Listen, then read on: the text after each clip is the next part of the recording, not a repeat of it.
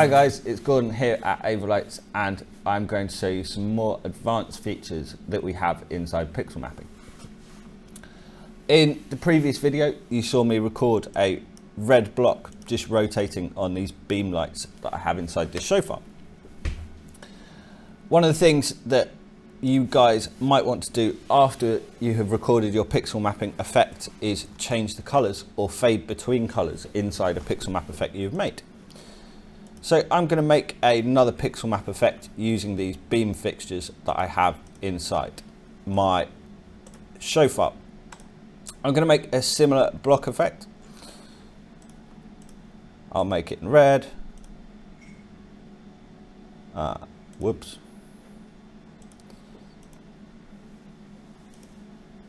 And I will make it rotate.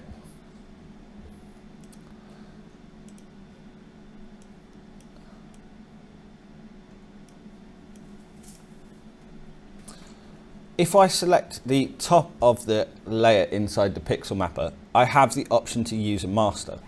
And this is going to be really useful for those of you who want to use pixel map effects in multiple different ways later on.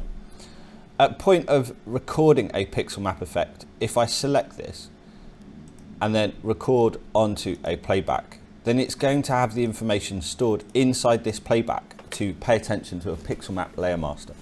You can see that this playback where I have recorded this pixel map effect currently doesn't do anything. This is because when I was recording it, I told it to pay attention to a pixel map layer master. We can put one of these on the console by tapping record and then soft key E, which is create master. Here you can see on soft key E as well, I've got pixel mapper. This effect I programmed in on layer 1. So I'm going to choose layer 1 and choose the playback right next to it. Now, I'm able to use this layer master as in a very similar way to if it was a fixture. If I tap the blue swap key of this layer master, you can see on the bottom right hand side, I have the opacity of it. So I can turn this layer master up or down, the same as I can turn the intensity of a fixture up or down. I can also apply a number of different colors to this layer master. Anyone who is used to using live palette fade times, I can also use this in the same way that I would with a fixture.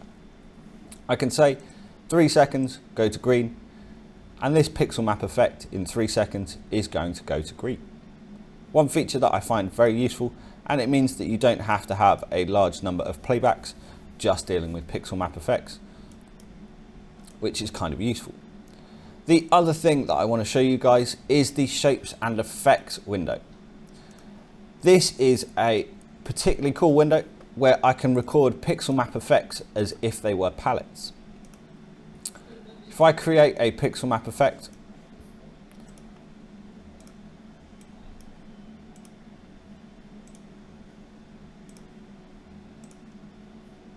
I might want to be able to apply this to one or a number of different fixtures. This is entirely achievable the same way that when you're programming ordinary color palettes, you can do. If I tap record, I then have a record mask where I can include or exclude certain attributes that I want. If I say that I'd like to record a palette and choose that I would like to record either a global, a shared, or a normal palette, then I can record it in this shapes and effects playback window. I can now select a number of fixtures that I didn't use to create this initial effect and use this pixel map palette on them. Because it is a global palette, it's going to share this information, which, as you can see, that block is moving along these spots.